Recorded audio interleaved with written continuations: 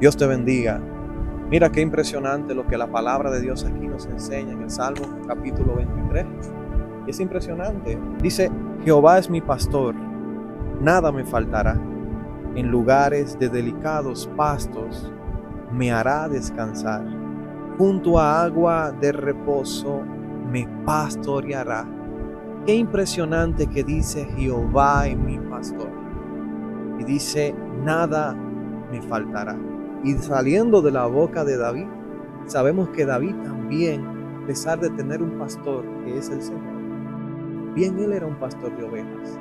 Y él defendía a las ovejas de los osos y los leones, porque las ovejas que estaban a su cargo, él tenía la responsabilidad de cuidar de ellas.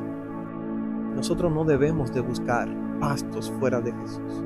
Nuestro descanso está en Él. ¿Podemos aplicar eso en este tiempo? Amén. Es impresionante que, hablando de aplicar, es un término práctico, ya que el Señor es un Dios de práctica, no de palabras solamente. Vemos algo que empieza el texto diciendo, dice, Jehová es mi pastor. Es como una dependencia del Señor. Total. Ahora, claro está que Dios hará personas de parte de Dios para enviarte un momento determinado, pero él debe ser totalmente tu dependencia, aunque Dios en muchos momentos use una persona, un pastor, un profeta, un evangelista, un amigo, lo que sea, pero que el centro de tu dependencia sea Dios. Y dice, en lugares de delicados pastos me hará descansar. O sea, cuando habla de lugares, como dice la palabra, dice que Él nos hizo sentar en los lugares celestiales con Cristo Jesús. O sea, está hablando de algo alto, pero también está hablando de algo delicado, de algo que es muy pacífico, donde aquí vemos una delicadeza en el trato con los demás, el trato con nosotros mismos. La palabra dice, ama al prójimo como a ti mismo. Pero es ese amor que Dios te da, Él te guía. O sea, Dios no es que te da un trato, Él te guía hacia, a través de ti mismo, darte un trato. Y también contigo dar un trato a los demás.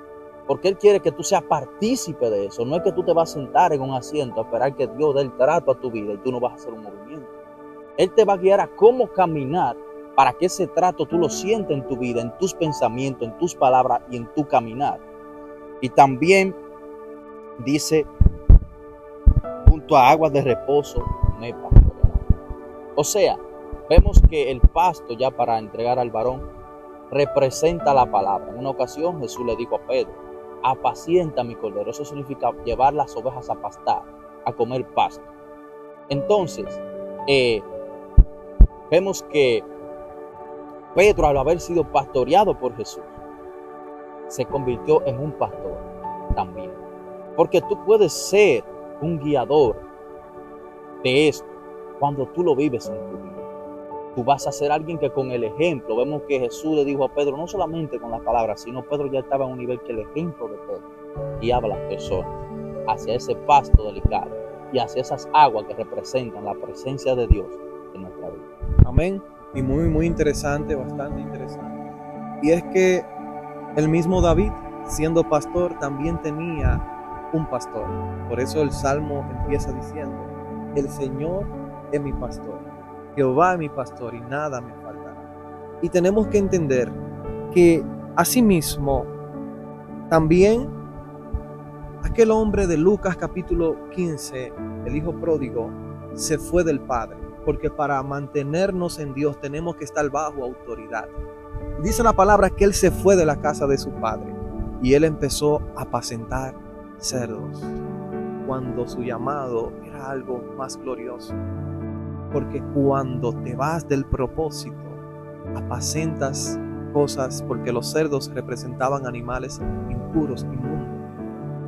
Y es importante mantenerte en la dirección que Dios te quiere, porque Dios te quiere apacentando ovejas, no apacentando cerdos.